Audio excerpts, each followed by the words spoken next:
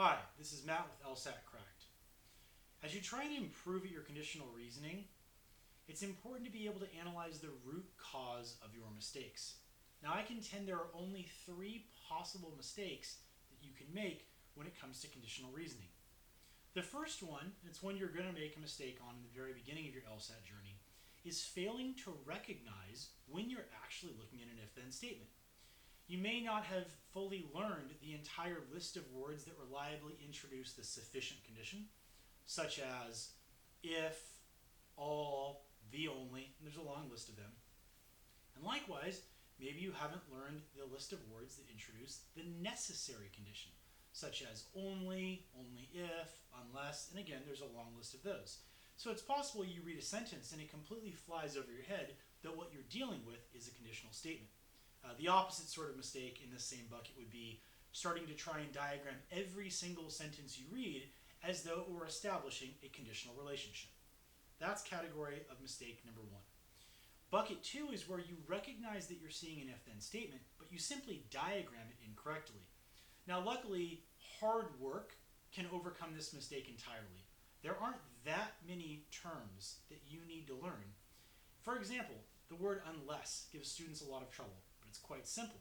Unless always introduces the necessary condition, and then you negate the other part of the statement and put it in the sufficient. Category 3 is definitely where students need to spend the most time improving. Category 3 is where you recognize it's an if-then statement, you diagram it correctly, physically on your paper you diagram it correctly, and yet you misapply the if-then statement. I think there are three root causes of what's happening here. One, check to see if the following statement seems easy for you, because it does for most students. When I drink coffee, I feel happy. Well, that's diagrammed as C, arrow, H. If coffee, then happy. Think about why that was easy, though. The order of the terms went from left to right in the sentence, just like they did from left to right on the arrow statement. Also, the order of the terms in the time sequence they occurred. First, the sufficient occurred, then the necessary occurred. First I drink my coffee, then I feel happy. Lastly, I get to conclude a satisfying result. Hey, I feel happy. All three of those things make it very easy for you, the student, to intuitively get the right answer. But try the following example. Someone should receive the Medal of Valor only if they have saved someone's life. John lost 3 limbs and saved 10 people over the last 3 wars. Clearly, he deserves the Medal of Valor. It's a bad argument. I gave you the necessary condition, which was introduced by only if.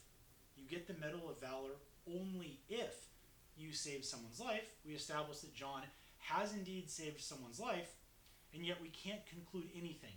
Because we gave you the necessary, you can't conclude anything. Another example. You're not going to be able to have dessert tonight unless you do your homework. Well, unless introduces the necessary condition.